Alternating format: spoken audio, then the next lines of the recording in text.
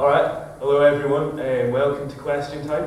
I'm Connor Ryan, I'm the Policy and Democracy Officer, so I'll be doing the David Dimbleby or whatever. But basically, so we've got several topic areas that we're going to be talking about this evening. So we'll give like 15 minutes to each area, and you guys are welcome to come in with questions. We've also got some questions that have been submitted anonymously, so we'll be asking them to the exec as well. Before we start with the questions, Malcolm's coming in with a sort of brief report on what the exec have been doing, and then immediately after that you'll get a chance to question him on that report and what the exec have been doing in general. So Malcolm Moore, President. This is on there, yeah? Sweet, brilliant.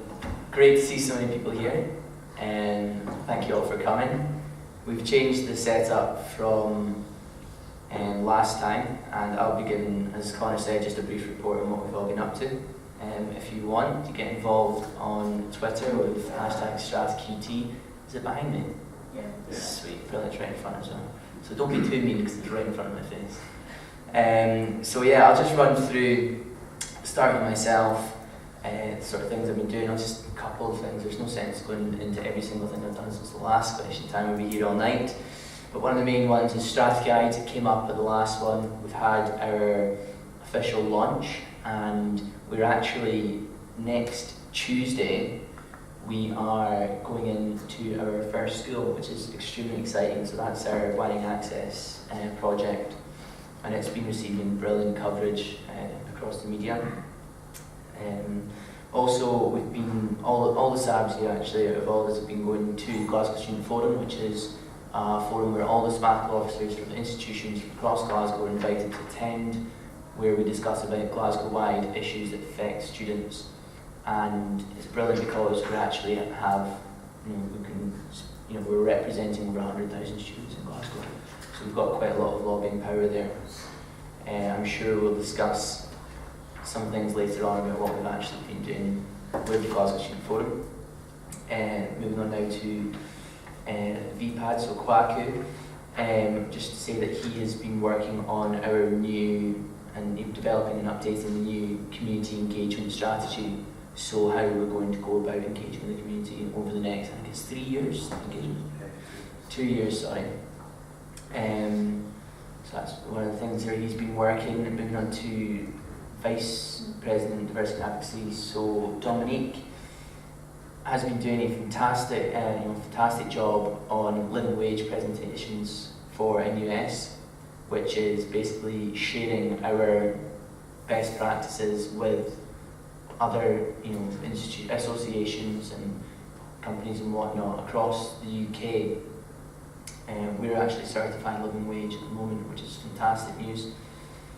And also, I've put in here just to mention the forums, which has attended, I think, since the last Question Time, probably about 2 diversity and advocacy forums where policy has been created. Now, we've all been running them as well, and just to say that it's fantastic that we managed for the first time, was it this week or last week? It was this week, wasn't it? Yeah.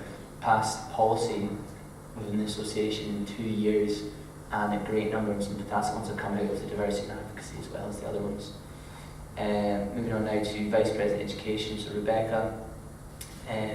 This is a really exciting area, is the HEAR working group, so the Higher Education Academic Record? Achievement Report, sorry. Aye. What was it? Report, not record. Okay, report. It keeps changing. Right. Yeah. It's absolutely brilliant. It's like an addition to your academic transcript that will record report all the different things that you have done at university. For example, maybe you're volunteering and something like that. And it's going to be great if we can get that set up at Strathclyde. Also, Rebecca hosted the Student Congress, which was a brilliant day where class reps and faculty reps were appointed, elected in, and did some working groups to come up with some brilliant ideas and areas that we should be focusing on this year. And I've gone and left Vice President of Sport and Wellbeing Collins downstairs. However, I can say he has been incredibly involved in trying to get students into Commonwealth Games volunteering. There's Front Runners is open at the moment, where there's 400 volunteer positions, which range from uniform creation to sort of HR work, where you're interviewing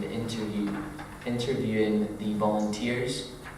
So there's going to be 15,000 volunteers for Commonwealth Games, and these 400 are part of that, the leaders and whatnot, so you've been heavily involved with that. As well as today, in fact at the moment, I think the Scottish Kabaddi national team are heading off to India to compete, which is brilliant, and a large number of those are Strathclyde students, which is brilliant. So he's been working on that recently. And he also sends his apologies for not being here this evening. Well, thanks very much. Just to remind you, what did you say, sir? So I was just checking the times. Just to remind you, you can also submit questions via Twitter, if you'd like. So we got a few questions already for the exec on that report, but does anyone want to come in with a question before I? No. Right. Well, we got a number of questions, which basically were all along the lines of, do you think that the exec is doing enough to communicate with students? Is that your question, I mean? Okay. Yeah. So, do we enough to engage with students? In terms of speaking to students in person, Okay. are you doing enough to do so? I mean, one of the questions we got was, does the executive feel they're truly reaching out to people when a Facebook group is created and you're contacting the same group of students to attend events? Another one is, are the executive doing enough to listen to students? Okay, so I'll jump in on this one at the start then. So we use a lot of avenues to get our information out to students. The fact that we created a Facebook event and invited people to it, and a lot of people actually selected they would be coming. I think that we're up in numbers than last time, which could partially be down to the Facebook event. However, I will say that the executive actually, our hands were tied on that by the Policy and Democracy Committee. However, I agree with it myself, as it is another way of encouraging students to come to question time. Anyone else?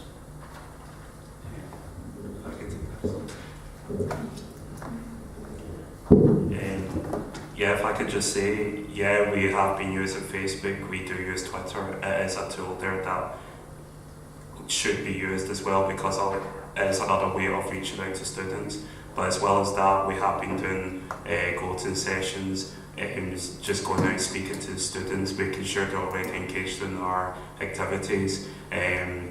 Also, another thing is, whenever I do go out and I speak to the clubs and societies, just during my general tour, I do make sure I include all the union activities that are going around, so that they do know about what's going on and so that they can engage in our activities.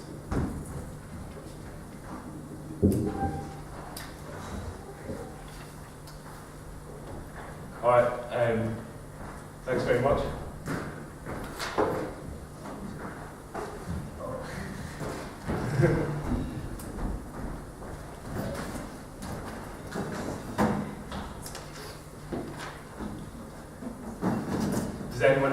Does anyone have any further questions just on that topic? Any questions in general? Then? What percentage of students are currently engaged in volunteer activities? In volunteer activities, well, that's a difficult one to measure. We could say, the number of students that are registered to put in their hours, which would be at 1,400. So 1,400. Were there 2,000 last year, or 1,000? 1,500 last year. 1,500 last year. But there's no way of saying that that's completely accurate. We have over 1,700 sports union members who are engaged, but it's also difficult to say whether or not they're putting in volunteer hours, and whether or not the people who are actually engaged are recording those hours. However, I can say that there are over 4,000 people that like our Facebook page that we put our event on, which is 4,000 people in a population body of 18,000.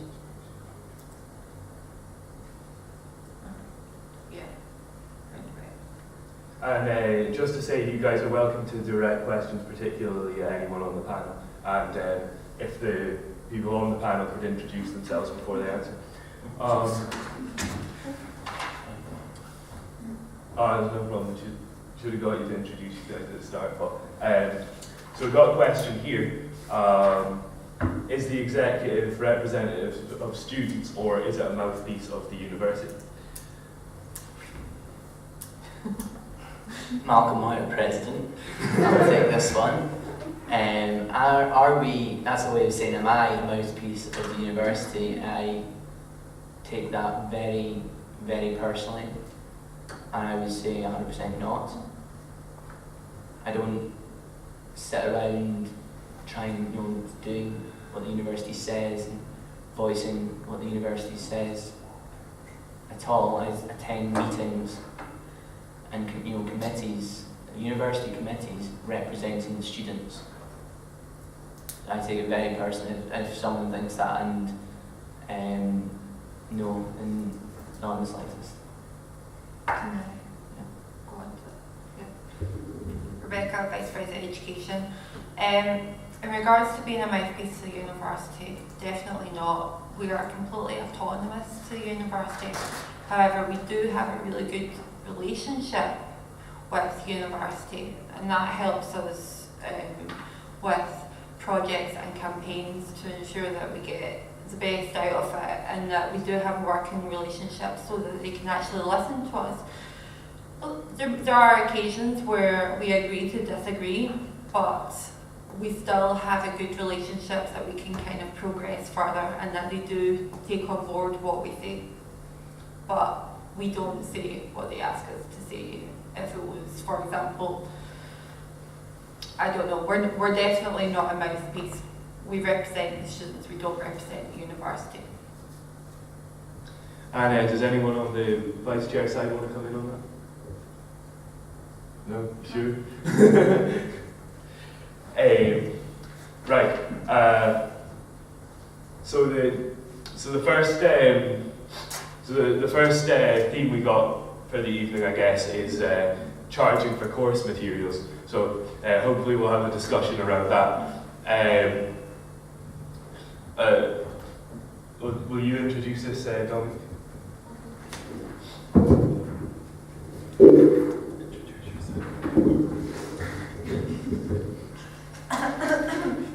Dominic Uchwash, Vice President of Diversity and Advocacy. So basically I think this theme has been chosen because of the recent policy that's been passed at Policy Council about charging for course materials. That's kind of come about, well, it was a policy that was going to lapse, so we decided to renew it and kind of update it, make it more relevant to kind of what's going on today. Basically it's kind of coming from the idea that the universities are mandated to make sure that course materials, which are like mandatory or core course materials, were free for all students, and like a lot of universities kind of got out of this clause by kind of calling the textbooks like recommended, so that they could charge for them. So that's kind of caused like a lot of, well, it's been quite a big deal for a lot of students. Like there's been a few case studies in like first year psychology. There was a few where they'd have to like apart from like having to buy the recommended textbooks to actually kind of continue with their course, they'd have to in one, I think it was one case, 8% of the final grade was like taken from a quiz that you'd have to buy the course book for, to like go online and like get the code and everything. So you needed the course book to actually take this quiz, and you'd lose 8% if you didn't, so they had to buy a textbook. And then another one was like engineering, and they'd have to buy their own lecturer's book that he'd written, so that they could get like marks for their course. If not, they'd have to do like loads of extra kind of homework and stuff. So basically this is sort of to like stop that happening, we want to be lobbying the university to stop charging for course materials. Maybe through like part of the policy was kind of talking about if the university purchased like a kind of a license so that students could access the stuff online, then that would be a sort of solution for that. But there's going to be a campaign running soon, and it's like for class reps to sort of, just now they've been collecting case studies about it, so the class reps are going to be running the campaign to each kind of course to kind of suit it towards each course, and create like a sort of letter about the course and like what kind of ways it's been charging students when it shouldn't have been. I don't know if Rebecca wants to say any more. That's it. Basically, in 2009, there was a policy passed by the university on university guidance on charging for course materials.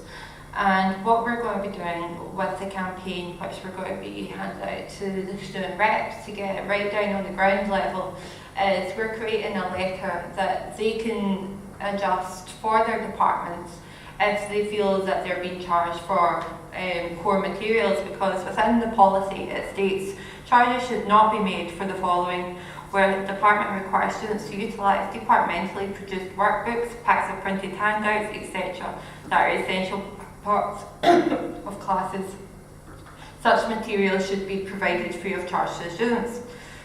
It's very clear that this doesn't happen, so this we're going to be doing a letter campaign to try and improve that, so that we can highlight to the university that they're going against their word by saying that by charging students for these core materials when their policy says otherwise. Sorry.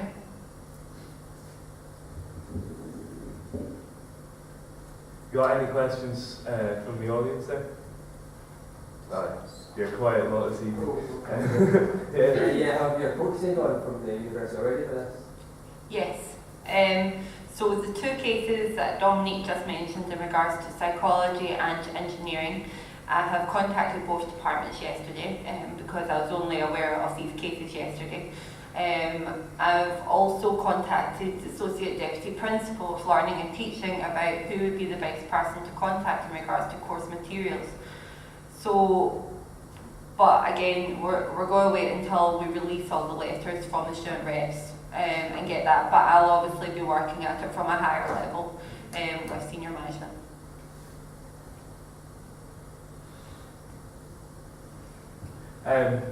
So we got a question there on the Twitter. Is the exec doing enough to support staff and students in axed departments such as sociology? Sorry, could you repeat it? Is the exec doing enough to support staff and students in axed departments such as sociology? What does AXE mean? Well, I presume axed means cut. What we sit on the academic planning teams, which look at the curriculum of the course closure, so the courses that are closing. I am the youth representative on that, as well as you've got two student reps from those departments that sit to ensure the student experience. And one of the things that we're constantly saying is that the student experience must be maintained, because sometimes the university looks at it as trying to minimise the cost by reducing the amount of staff. That means that if they're looking at staff levels, it could be in the last year, it'd be 1.2 staff would be teaching 30 students or 20 students, but how is 1.2 staff going to have the right amount of knowledge and expertise so that those fourth year students get the best education, similar to if the course wasn't closing? So we support the students by offering them support in regards to the academic planning teams, but we've also got the student rep structure where if they have any issues or whatnot, they can contact their student reps and therefore contact us and we can help out. Vice Chairs? in regards to staff support, if that was the question, was on staff and student support, I would say that we generally support our students more than the university staff. However, as Rebecca pointed out, when we sit in these APTs, we do have input on other issues as well. I sat on one, I think it was music, and yes, sat there representing the students. However, I guess the only way in which you could really argue that we are supporting the staff in those is when we have input in their discussions. But I think the forefront of it for us is the students, I would say.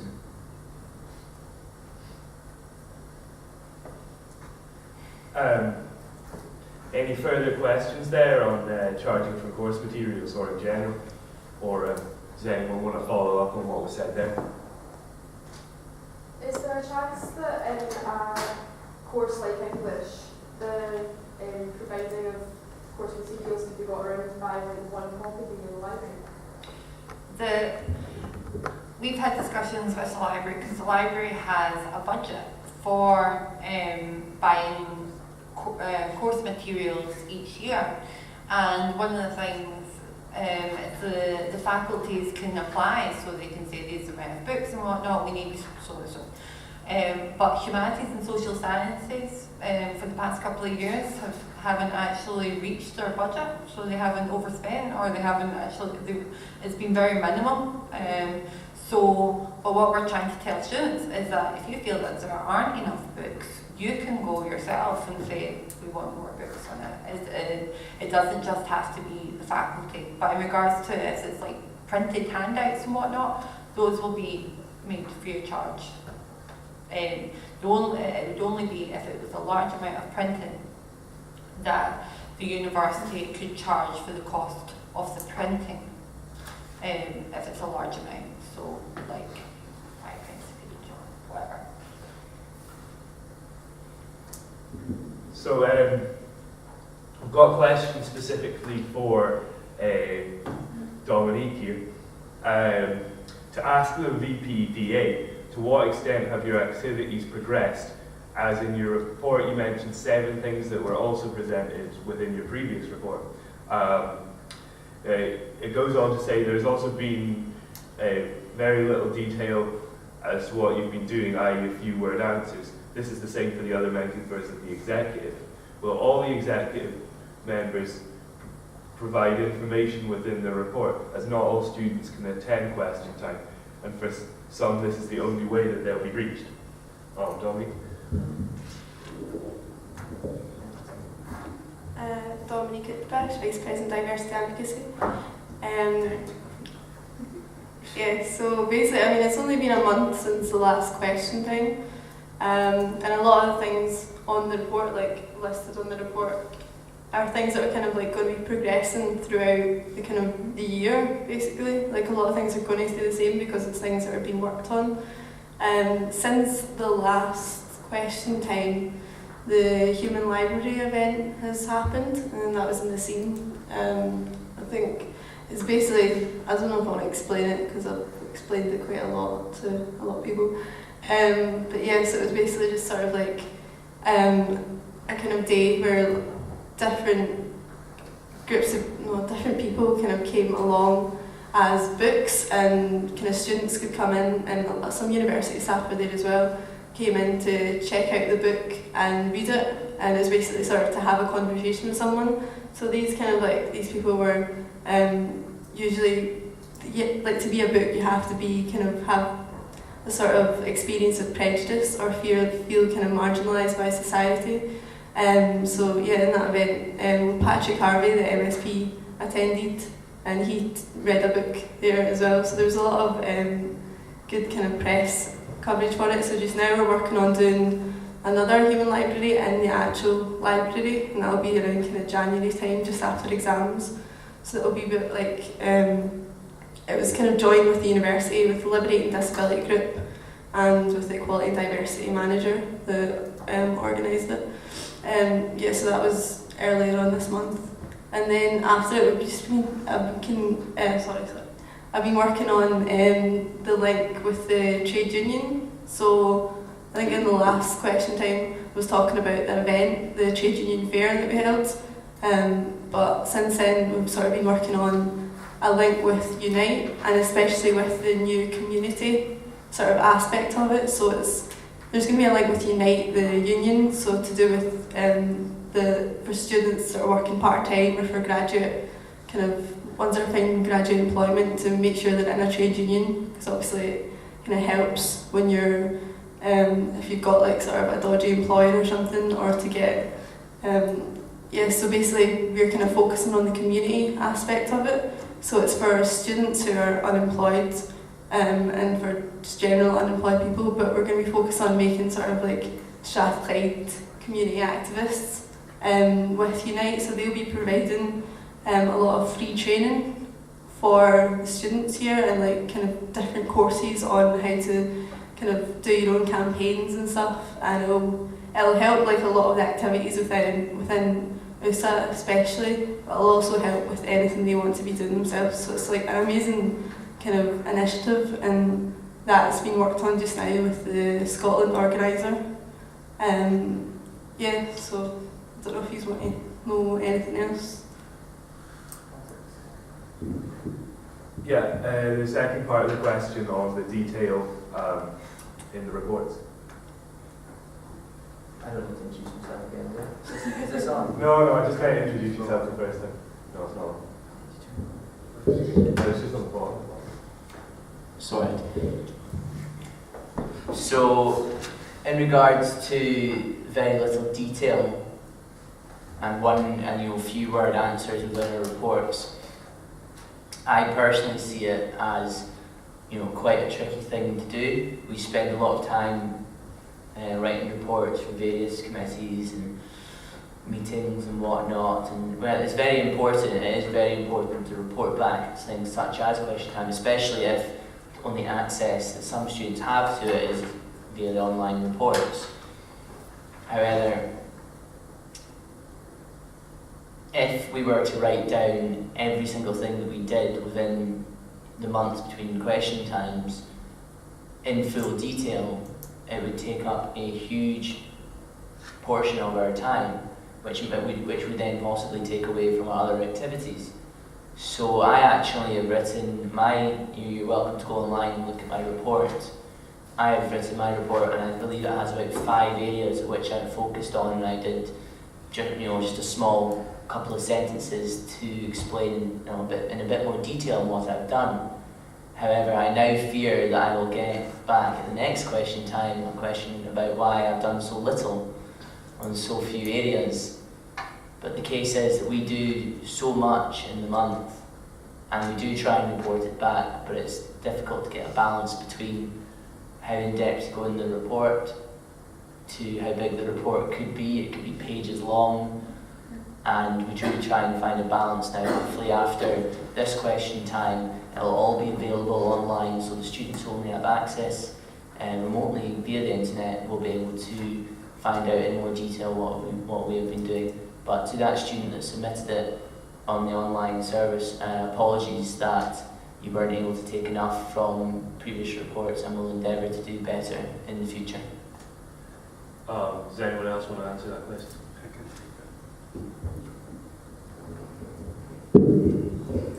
Kwakwaji, Vice President Activities and Development. Done that there. Anyway, as Malcolm was saying, it is a synopsis of what we're doing, so I thought I'd take this opportunity to explain to the floor what I've been doing. When I do go around and tour around of all the volunteers and what they're doing, I do give them an update from myself to basically let them know about what is going on and everything we're doing. But the key areas that I'll highlight to you all is I've been doing quite a bit of work in terms of student and graduate employment. I'm looking at ways in which the government could do more to support more students getting into employment, and that's in employment at the level that they have basically studied at, so that because at the moment the figures are quite worrying in the fact that there's so many graduates working at lower levels than what they've actually trained for. So I'm doing a lot of research and seeing what we could lobby the government on. As well as that, I did attend a seminar on Erasmus and study abroad placements. According to NUS and British Council, they stated that less than 1% of Scottish students actually go on opportunities such as this. What I'm doing is I'm doing research and making sure that Strathclyde students are offered these opportunities, making sure that the figure isn't as low as 1%, and actually try to see if it is a substantial amount. As well as that, as part of my work within the Student Forum, I'm actively working on travel issues.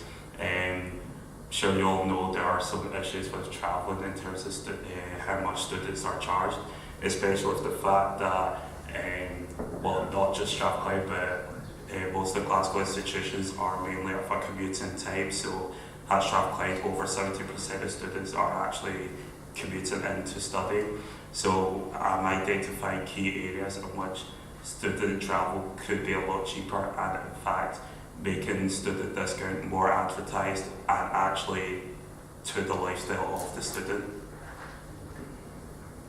Alright, thanks very much. Does anyone have any questions for Kwaku on that before we move on? Alright, well, the next thing that we're going to talk about is the issue of exam bunching, and Rebecca's going to do a brief introduction on what's been happening with that. So, exam bunching, whether it's 5 exams in 1 week or 3 exams in 2 days, it's something that we have seen be an issue at Strathclyde. At Student Congress, which was in October, we asked students to define exam bunching, and they replied that they see exam bunching as being more than 1 exam in a 24-hour period. I would extend that and say that exam bunching is more than 1 exam in a 36-hour period, because you're then going to be, if you're only saying 1 exam in 24 hours, then you could have 5 exams in 1 week. And how is a student supposed to perform at their best if they're doing that many exams? It's not about cramming, it's about the stress and about performing at their best, because of the fact that you're not going to be at your best mental capacity if you've got so many really important exams at such a small amount of time scale. So what we're going to be doing is we're having a campaign in January during the exam diet, where we're going to be going out to students with pieces of paper which is going to have the timetables of the 2 weeks, so Monday to Friday, AM to PM, and get students to tick on these bits of paper where they're having exams. And then it's going to say below, this is barriers to my education. We're then going to create those into a wall, and we're going to present that to the university. This is going to show that the students believe that it is a massive problem, but I'm also having discussions with the university at the moment about exam bunching to ensure that, even though the campaign is in January, that the university is still working on it at the moment. So I've been in chats with the Director of Student Experience, who's in charge of the exam timetable, and looking at ways in how we can space it out. But the campaign will emphasise this and hopefully make change happen. Right, okay. Do we have any questions on that issue? Any questions in general? All right. Well, we've got another written question in that case. It's quite a long, several part question. Does the executive believe that their objective of speaking to 5 students, i.e., one GOAT person, i.e. per GOAT per semester, sorry, is it a truly legitimate objective to have? Do they think that 5 is the correct number to aspire to? And does the executive feel that this low target, which is 50 in total across all the exams, across 2 semesters, is being used as a tick box exercise, i.e. to say that they did it? Can I just explain? GOAT is Oh, an please. acronym for Go Out and Talk. It's something that all executive members in all different student associations do. Just so that it can be heard from the the recording, that goating is going out and talking, so that's the executive going out and speaking to the students. First of all, 5 is our objective that was put online. That is a minimum. That's the minimum number that we can do. It's not just 5 students. When I go out and speak to students, when I go goating, I tend to speak to groups of students. Now, I'm not offering that as an excuse for you, for if you're able to work out 50 students. I'm using it as an explanation that when I go out and speak to the students, I'm filling in a goating form, but I'm not just speaking to 5, I'm speaking to more than that. And can I ask the vice chairs what they do in terms of speaking to students, or what they think should be done in terms of speaking to students?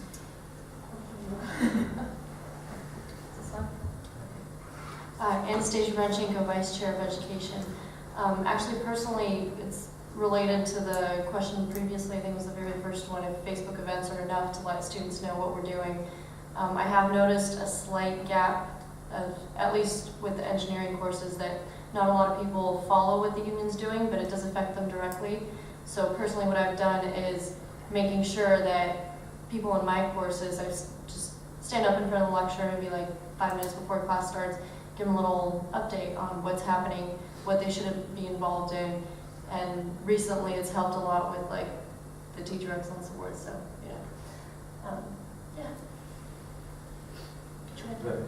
I totally agree with Malcolm in saying that it's easier, that 5 is definitely a minimum number, and it's easier to talk to people in groups.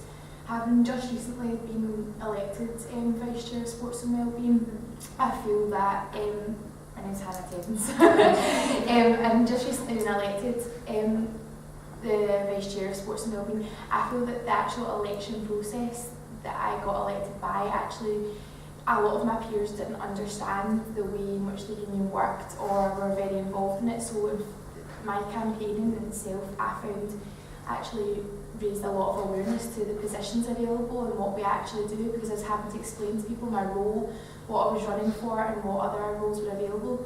And I feel that by telling this to my friends, using social media sites, people actually kind of gained much more insight into what kind of involvement can happen at the union, which they didn't know about before, through kind of my nomination as Vice Chair. Can I go back to that question? Hi, Shauna Cook, Vice Chair Activities.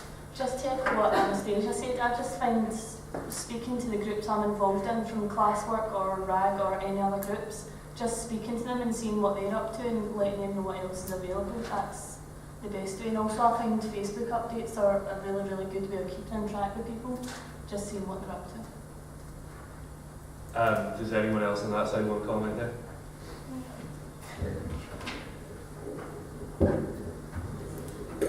It's just like the kind of goating templates are a bit of a sort of misconception. It seems like that means we're only kind of advised to talk to 5 students per semester, which would be ridiculous. Like, we speak to students all the time. It's just these kind of forms are basically just to kind of, so students have, if they have like specific questions, and then they'll get like a reply, so they can leave their email address and stuff, so we'll get back to them on whatever kind of issues they have. It's not really, it's a bit kind of, doesn't really make sense to say that the 5 templates reflects how many people we're supposed to be talking to. It's just how many kind of minimum we're supposed to be getting actual answers like to specific questions. We talk to people all the time. We just want to kind of reiterate that. So do the executive feel that 5 actual goating forms is a fair minimum? The goating forms as a minimum, I would say yes. I would say yes it is, because that's the number that we're writing up. That's the number we're going out with forms and we're writing down exactly what we're speaking, what students are saying. I speak to a lot of students and go out and we act upon it, but the forms, they're there for accountability. If we haven't done that, then the students can hold us accountable, and that's the point of us putting the objectives up online, is that you can, if we have not done the 5 per semester, then you can hold us accountable. But we speak to, as Dominic said, so many students. But as a minimum, I would say so. I personally have gone above it. David, do you know what my account's at the moment? I don't, but it's above 5. So I've done more than what's required through our objectives, and that, I'm not saying that's justification to raise it, because at what point would we be satisfied with the number of these forms? That means we need to sit down and complete them afterwards, after having to speak to them, rather than going and actually dealing and acting with the issues. How many students does the audience think that the executive should talk to and then record their opinions? Do people feel that that's legitimate? Any discussion there? Yeah, we won't write up the forms for flights soon enough. Thanks for your time. Do the students get to see these forms that you guys fill in? Do they go anywhere? So the forms are actually filled in, we take them out with us, and the students see us the students see us while we are filling it in, and I actually pass it over to them when they're doing that and ask them to add their contact details at the end if they wish to be contacted, to show how it's updated. Now, one thing that's fantastic about the Gotin is that if it's something that doesn't fall underneath my remit, for example, maybe it's Kwaku's remit, then he will receive that to action upon because he's the best placed person. But also, if someone speaks to me about something that's Kwaku's remit and I speak to them on my way when I'm walking to a meeting and they're, I'm going to Lord Hope and they're going to the library, then I'll come back and I'll say to Kwaku. So, on the actual reporting, the forms, they will see it, but it's not published because that would be, for example, they may speak to something that's confidential and we wouldn't want that up online. What happens with the Gotin sheets once they get back to the union is David types them up for us and then he sends them on to the relevant vice president. So for example, if Malcolm was to get someone talking about exam bunching and they had an issue with that or whatnot, he would take the contact details and whatnot, and then I would get the report, and then I would email that student and ask them how they're getting on, and I would follow up with it. So even though issues that are raised during these Gotin sheets may not be in our specific areas, they do reach the relevant person once they get back to the office, and we follow them up. And have the Gotin forms been actioned upon? Does anyone have any examples of actions that have come out of the Gotin system? Yes, I had a couple in regards to, there was an engineering, there was a teacher that left abruptly and students were worried about how that was going to impact the course.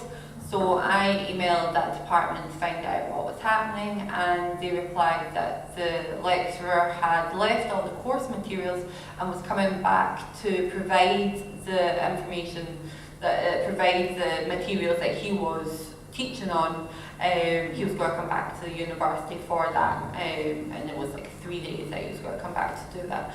But the course was joint, so it was another lecturer that taught the course, and then sent an email back to the student with all the information that the staff member had provided me with. I contacted the department, and the student was happy with the result.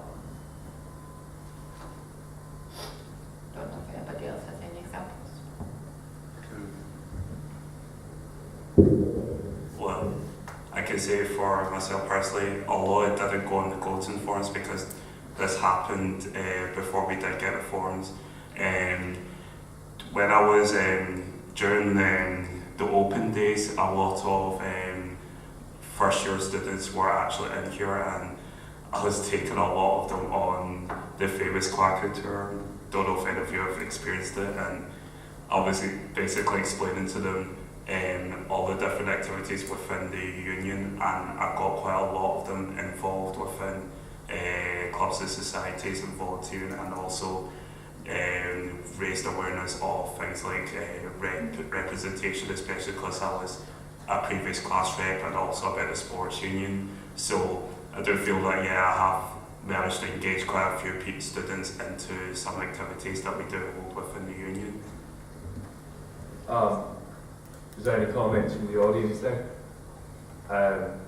Alright, so the next theme that we're going to be talking about is SAS. I know there's been a lot of stuff in the news about this lately, a lot of people having problems with it and stuff. So Malcolm's going to introduce this theme. Okay, so I'm not sure if everyone here is aware of the situation, but I'll just give a wee brief rundown of it. SAS were remarkably behind this year. I believe it was over 7,000 students in Scotland hadn't received their funding. If you've had an opportunity to pick up the Strathclyde Telegraph, they did an article in it in the last edition. So SAS have been failed to award students their loans or their bursaries in a timely manner. There was, if you submitted your application by a certain date, you would have it back by a certain date, and they failed to meet that. So we've actually had, a number of students. I've put it out to the students to contact me, and I've had a number of students from Strathclyde that have experienced this that have been in touch, and we've also been lobbying on a more national level.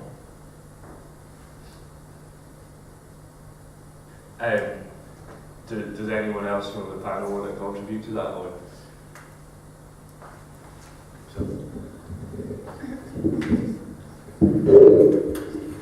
I think one of the several issues that the students were having with SAS was to do with if you didn't have an award notice from SAS, then you couldn't apply for hardship grants from kind of other sort of areas. Like, you'd need to have that award notice, and obviously the SAS payment was kind of, if they didn't have it yet because of the problems with it, then they weren't being able to apply for the hardship. So I think just recently they've sort of solved that problem as much as they can as possible, and I think Holyrood are doing an investigation into an inquiry into why it went wrong and stuff.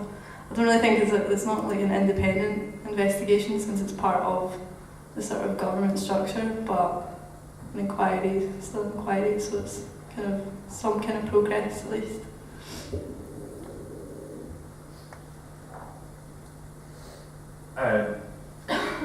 Is there any comments on the SAS issue from the audience? If you want. So as I mentioned before, we're part of the Glasgow Student Forum, and at the last meeting it was decided that the Glasgow Student Forum would contact SAS and would send a letter basically describing how disappointed we were in the way in which they've dealt with the applications this year, and that would be being sent to SAS as soon as possible. So we'll be contacting them. That's one of the work that we've been doing with the Glasgow Student Forum. It's something that we didn't have on our agenda. It wasn't something that we had planned from the beginning, but it was fantastic that we were able to take that on board and work together with the associations across Glasgow and be able to put a bit more oomph behind our letter that we're sending to SAS. And it's great that we've been able to do that, and hopefully there won't be a repeat next year. They may argue that they've got new computer systems or something, I don't know, but hopefully there won't be a repeat next year. Alright, well, the next theme we'll move on to in that case is liberation issues, so I'll ask Dominique to introduce that. I'll just give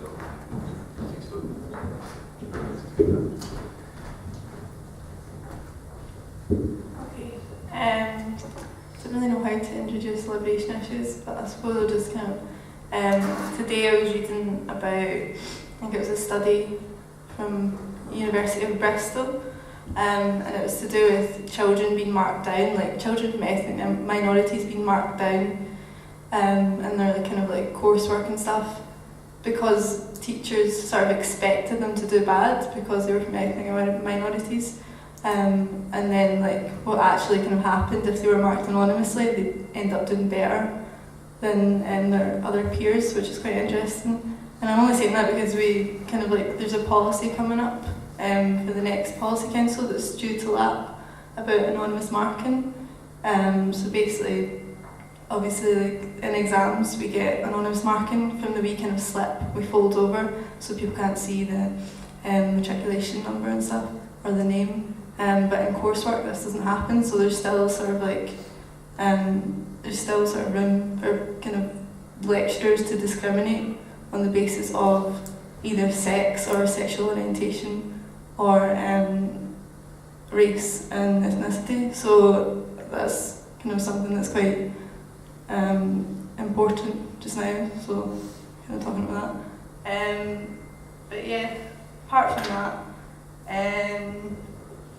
yeah, so the other stuff is basically kind of the zero tolerance stuff. Yeah, so hopefully we'll be getting training for the bar steward, for the bar staff and for stewards and for the exec as well, to have the zero tolerance training. So the NUS Scotland Women's Officer will be coming in to do that for us.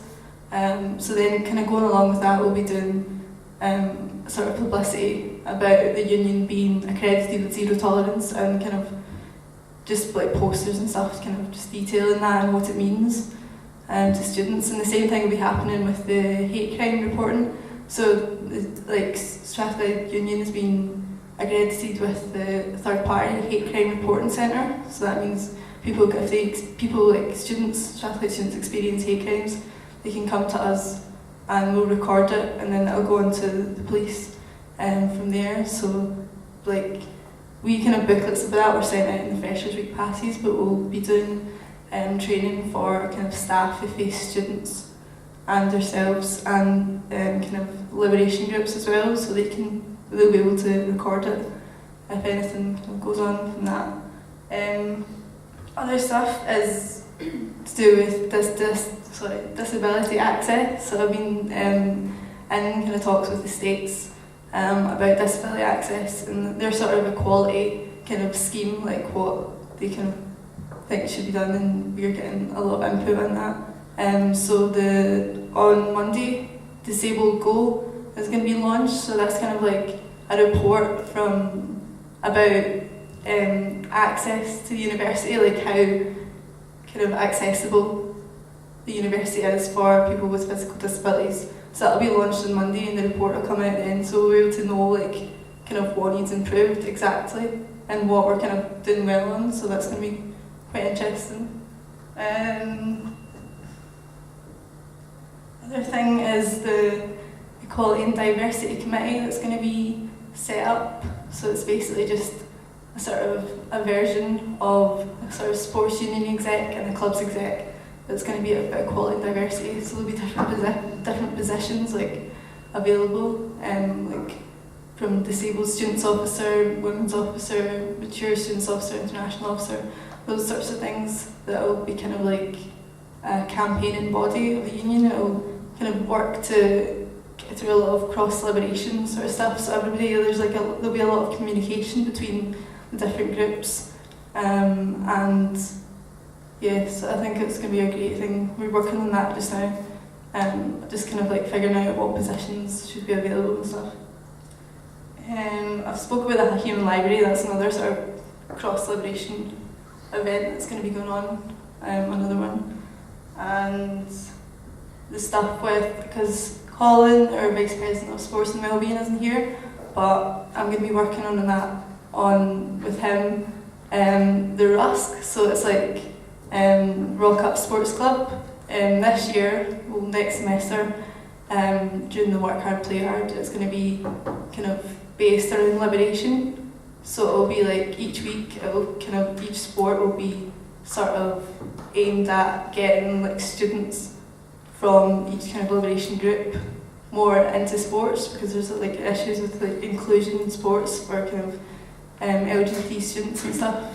So each week will be a different sort of theme. So we're going to be doing like basic things like kind of wheelchair basketball and stuff one week, and we're doing like tennis and golf and stuff, but like it'll be aimed sort of on the liberation aspect. And with that we'll be putting out a survey surrounding like inclusion in sport, just asking like kind of all these different groups like why, like the kind of barriers to getting involved in the sports union and sports in general. So we'll see like get a bit more information on kind of why they're not being that involved and how we can tackle that. So does anyone in the audience have anything to say on liberation issues? In that case, we'll move on to the national demo. We've got a question about that. I was at the national demo. I don't know if any of you guys were. It was very, very wet. So the question we got here is, well, actually we've got several questions on the national demo. The first is, why did the executive take so long in contacting students with regards to the demo?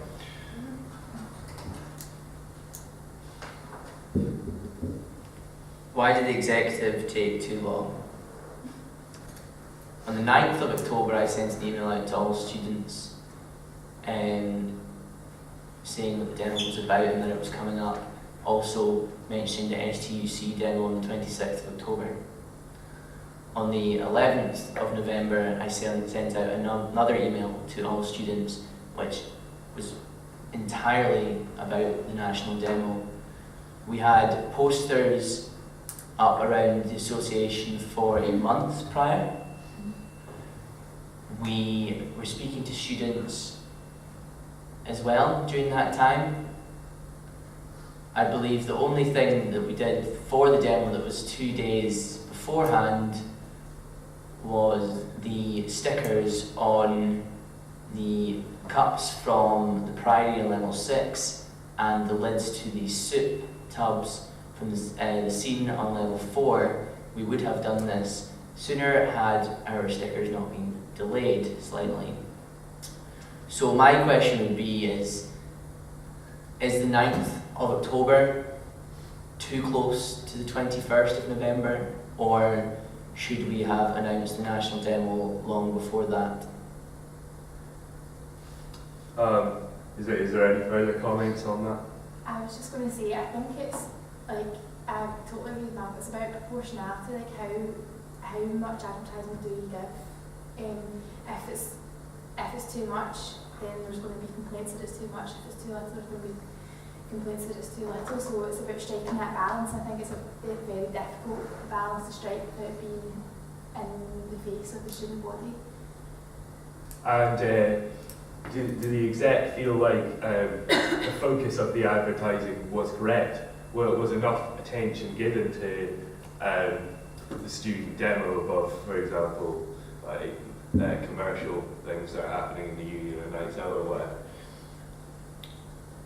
Sorry, so in proportionality to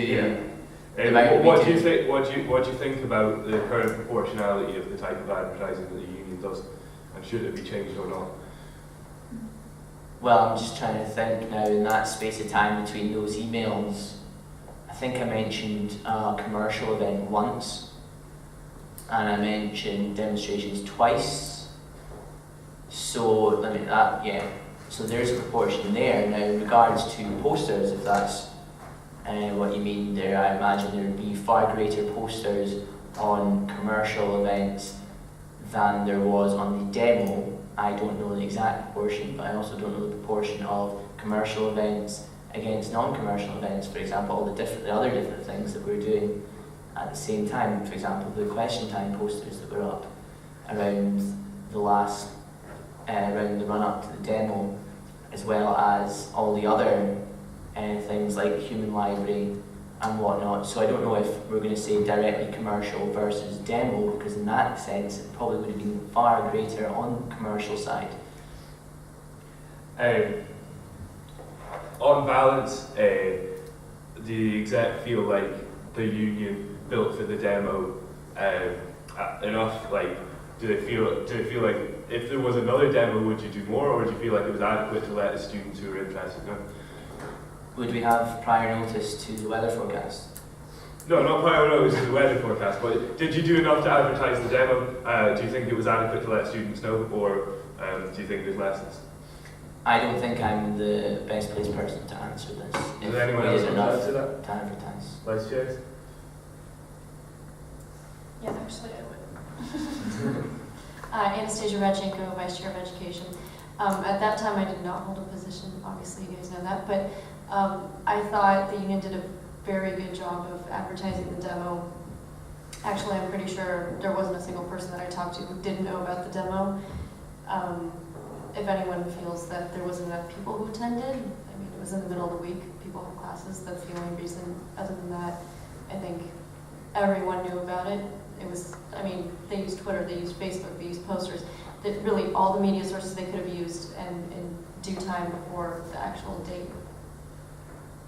Okay, well, if no one from the audience has anything to contribute there, I've got two more parts to this question on the demo.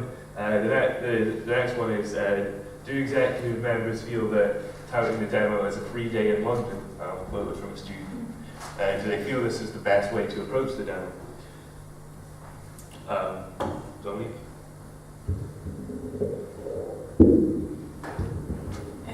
Well, obviously it's not the best way to approach the demo. That's only coming from, I think it was like the day before the demonstration when we found out a lot of students had pulled out, and it was students from one of the colleges. We'd found that they'd pulled out, so we were trying to fill up these extra spaces that we now had, and it was too late to like cancel a bus, so we needed to try and like find. So I think a few exec members kind of thought, right, okay, well let's just say it's a free bus to London, so we actually fill these seats. And obviously that was just kind of like a last minute thing. That's not what we were doing for the past month. That's not the kind of like route we were going down, a free bus to London. Although it was advertised because it was a free bus, but it wasn't advertised, it was like just come as a free trip. Yeah. Thanks, Dom. You're totally right. The bus was a free bus to London the whole time. At no point were we saying, go down, get a free day in London. We were saying that the bus was free. Now that's a fact. For translation, that's a fact. That was the whole time. It's a £5 deposit that was returned to you. What I will admit is that on the day, actually, just the night before, I found out that approximately 50 places we were told were full, were then became available. Now, Kwaku and I went around the halls of residence that day, and we sat there, we were in the office and we thought, right, we've got these seats, how are we going to get people on them? And we went round and we said, there's a free bus to the demo. There always was a free bus to the demo. We said the demonstration will take a few hours, 2 to 3 hours, and then afterwards you'd have you'd have 4 to 5 hours in London where you could do whatever you liked, and then you'd come back up. I agree with Dominique, it's not ideal, but it got people down and people went to the demo because of that, because we went out around halls of residence and we spoke to them on the day. It's not ideal, but we got more people down there, and from the situation that we were in, I completely and utterly applaud our executive for doing that, getting more people down on that day. One final question on this issue. Does the executive feel that they did enough to engage students when 3 buses were booked and only 1 had members on it, well under the full capacity of the bus? Now, there were 3 buses booked. However, that's not actually accurate. There were Strathclyde members in all 3 buses, but I'm not going to sit and argue over the technicalities. There weren't as many as I would have liked. However, as I said in the previous question, that a number of seats became available within 24 hours of booking, and that makes it impossible to get their money back from the company. So, do we pay them the full amount and send 2 buses that would have been full and quite cramped, but for the same amount of money, or sending 3 buses that had more space at the same cost. Well, I was thankful for the leg room anyway. So the last theme is widening access, which Malcolm's going to introduce, and then we'll try and get a little bit of discussion from the panel as well. Keep it brief. Right. Widening access is the buzzword in Scotland and the UK at the moment. The focus in Scotland is on the SIMD20, which is the Scottish Index of Multiple Deprivation, which has basically Scotland has been split into, I think it's 6,505, give or take a few, areas, and it's based upon affluency, how wealthy that area is. Now, I'm not going to go into arguing about how accurate the SIMD20 is, but what they've done is they split it from the poorest to the richest, and then the poorest 20% are what make up the SIMD20. That's where the 20 comes from. And widening access is making education fair and accessible for all, no matter what social background you're from. And we at the Students' Association have launched Strathguides, which is our widening access project that engages with local schools that fall within the SIMD20 category, and we're looking to engage with them and encourage them to look at education beyond high school, whether it's further or higher education. We're not going around recruiting for Strathclyde. We're trying to encourage people to get toward education beyond high school. Thanks. And does anyone else on the panel have anything they want to add to that? I think it's so important because in a lot of children in these kind of schools, they don't have people, education isn't valued, and if you've got kind of older people to look up to and older people telling you that it's important, I think that goes a long way to say that someone cares about you, whether it's not at home or it's not at school, but there's people wanting you to do well. So I think a lot can be said for what can be done in the projects.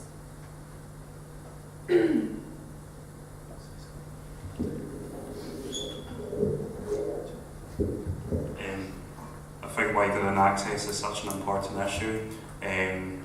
Could kind of relate it to, well, see for me personally, at 12 years old, spent 6 years in higher education. Don't worry, I'm not going into this as your life.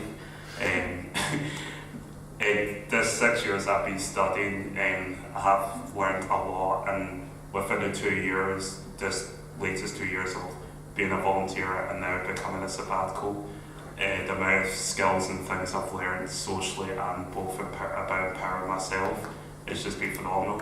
So I think it should be important that everyone has the right and the access to education, so that so many people have that empowerment whenever they come into any form of education. So that's why widening access is such an important agenda.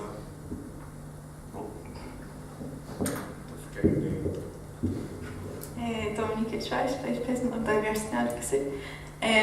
So just to kind of comment on that, obviously I feel very strongly about widening access, but it's just to kind of talk about, we just passed a policy, a widening access policy, recently, the Policy Council, and it's basically to say that we kind of support the university admissions to be more reflective of kind of Glasgow and the surrounding areas, the kind of population, and that we support universal contextual admissions as well, so it kind of focuses more on the potential of a student in school rather than what their exam grades are. So like a student from an SIMD20 group would be able to get in from slightly lower grades than someone, say, from like a really kind of sort of posh school, if you can say that.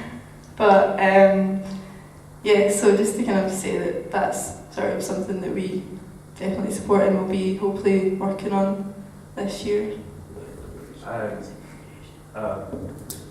So I'm just going to give the audience a final chance to ask any general questions that they want to direct towards members of the panel. You're giggling. Yeah. So you're talking about SAS and things. Do you think the university do enough for like financial support of those who can't get SAS? My flatmate's Irish and she doesn't get SAS at all, and she obviously is looking for other ways of gaining finance through the university, and I don't think very much is done about it. There's the hardship fund that anybody can apply for within the university, and what we would suggest is that if anybody's in financial difficulty and they need support, to go and talk to our Ask advisors, who will point them in the right direction as to where they can go for help. But also in regards to the hardship fund at the university, they offer, you apply for it and you get a bunch of money from them, and they actually underspend each year, so it's definitely worthwhile looking into that.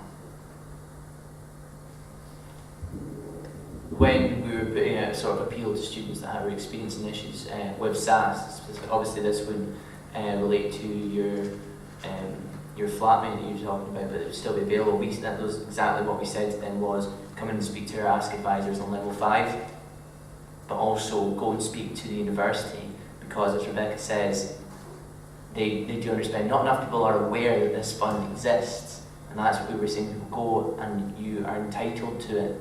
If you're struggling, then you're entitled to apply to it. Alright, well, if there's no further questions for the exec, thanks very much for coming to question time, and hopefully I'll see you all next time. Cheers.